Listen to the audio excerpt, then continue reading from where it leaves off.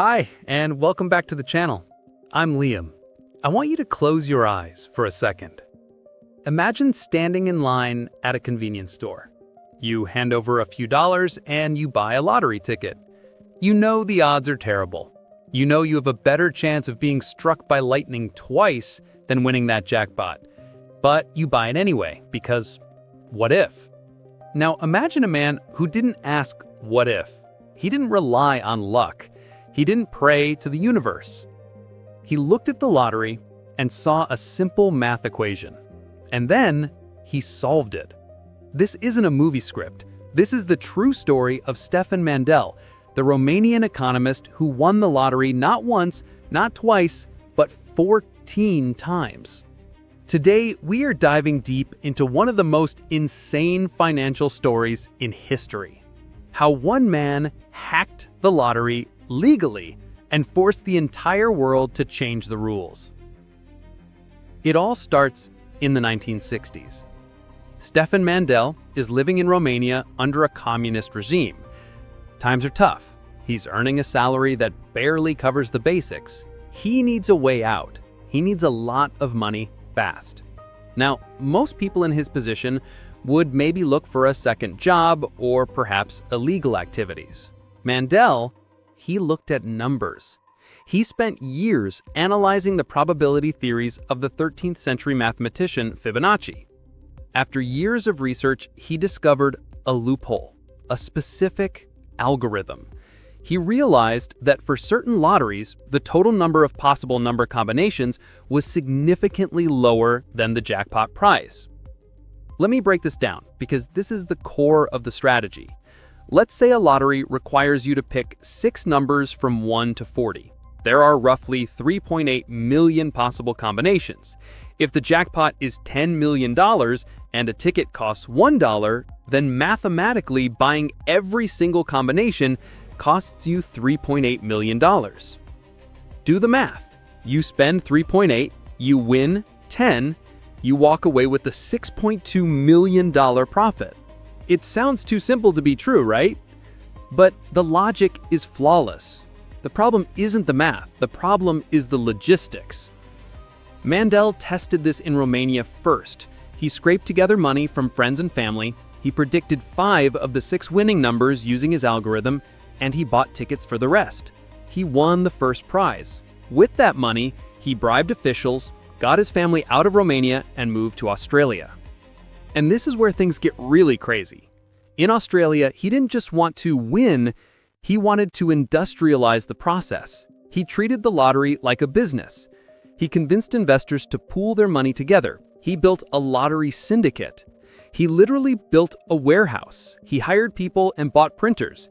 Back then, in the 1980s, you could print your own lottery tickets at home and bring them to the store to be validated.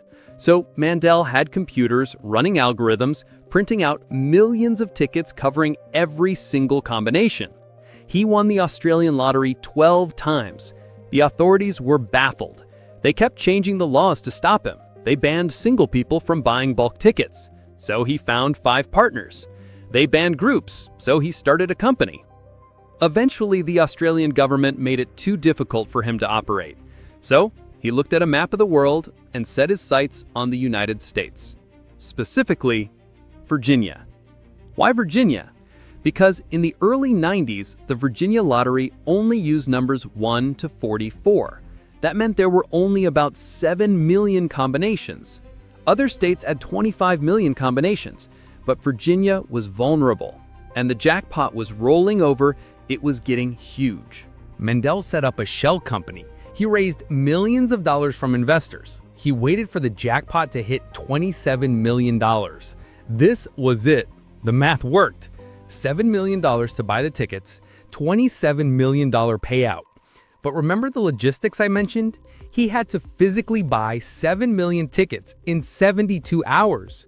He flew 30 computers to the US. He printed the tickets in Australia and shipped them to Virginia. He hired dozens of people to drive to gas stations and convenience stores all over the state to hand over stacks of cashier's checks and buy the tickets. It was chaos.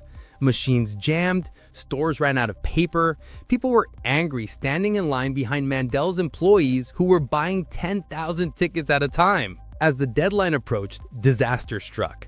They ran out of time. They had only bought about 5 million of the 7 million combinations. This was the moment of truth. There were 2 million combinations they didn't have. If the winning numbers were in that missing batch, they would lose everything. Investors would be ruined. Mandel would be finished. The night of the drawing comes. The balls drop. Mandel and his team are huddled around a TV. The first number, the second number, the third. They matched every single one. They won the $27 million jackpot. And because they bought so many tickets, they also won thousands of second and third place prizes. The Virginia Lottery Commission was furious. The CIA and the FBI investigated him. They tried to find fraud. They tried to find a crime. But do you know what they found? Nothing. What he did was completely legal. He didn't cheat. He just used math and extreme determination to beat the house. Stefan Mandel eventually retired to a tropical island in the South Pacific. He proved that sometimes the system isn't unbeatable. It's just that nobody has tried hard enough to solve the puzzle yet. Now, obviously, you can't do this today. Lotteries have changed the rules. They increased the range of numbers, making the combinations go into the hundreds of millions, which makes buying them all impossible. But the story remains a legend in the world of finance and mathematics. It teaches us that sometimes looking at a problem from a completely different angle, a mathematical angle, can reveal opportunities that everyone else misses. What do you think? Was Stefan Mandel a genius, or did he ruin the spirit of the game? Let me know in the comments below. If you enjoyed this story and want to hear more fascinating tales from the world of money, make sure you smash that like button and subscribe to the channel. We have some incredible videos coming up that you do not want to miss. Thanks for listening, and I'll see you in the next one.